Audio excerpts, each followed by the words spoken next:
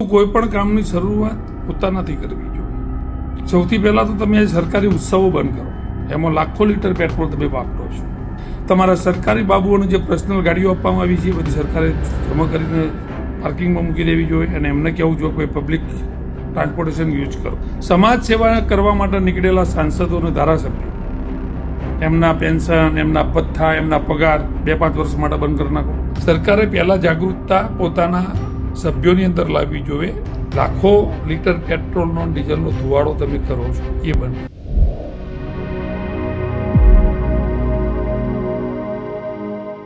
નરેન્દ્ર મોદીના નિવેદનને લઈને દિલીપ મામાએ ઉર્ફ દિલીપ પટેલે પોતાની પ્રતિક્રિયા આપતા જણાવ્યું કે આની શરૂઆત સરકાર પોતાથી કરવી જોઈએ।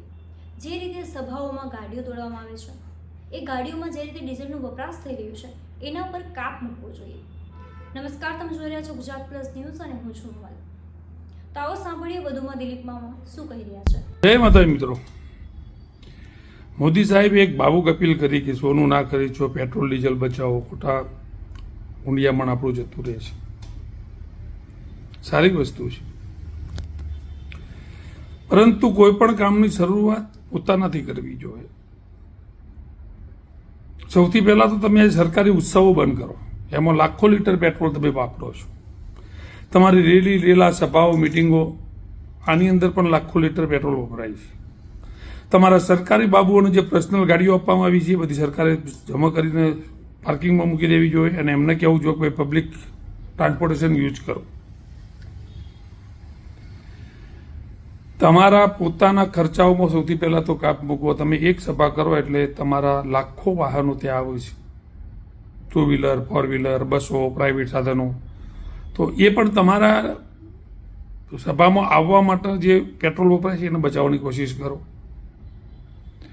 તમારા પ્રોગ્રામો કદાચ કરો તો સાદગીથી કરો। સમાજ સેવા કરવા માટે નીકળેલા સાંસદો અને ધારાસભ્યો એમના પેન્શન, એમના ભથ્થા, એમના પગાર 2-5 વર્ષ માટે બંધ કરી નાખો।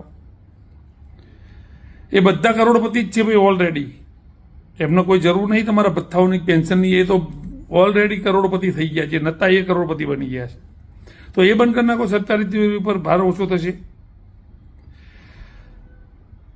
તમે પ્રાઇવેટ જેટના જે ઉપયોગો કરો છો, એક વ્યક્તિને જવા માટે આખું પ્રાઇવેટ જેટ ઉડાડો છો, તો એ પણ તમે પબ્લિક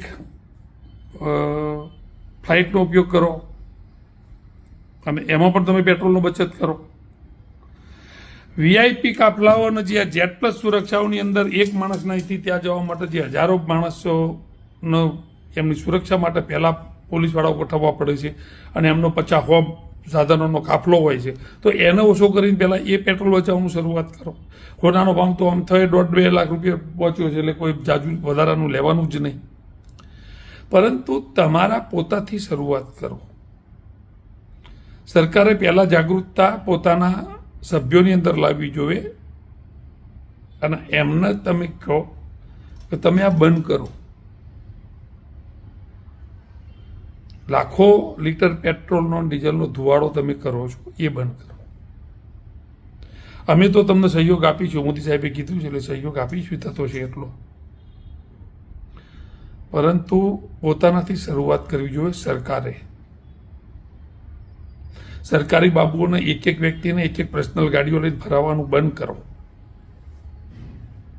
તો શરૂઆત તમારાથી કરશો ને તો પબ્લિક તમને વધારે સપોર્ટ આપશે। આ મારા વિચારો છે, ગમે ના ગમે એ તમારી મરજી છે। જય માતાજી, જય ભવાની। દિલીપ પટેલની વાત તમે કેટલા સહેમત છો, શું વિચારો છો, કોમેન્ટ કરીને અમને જરૂરથી જણાવજો। અત્યારે મળે બસ આટલું જ। નમસ્કાર।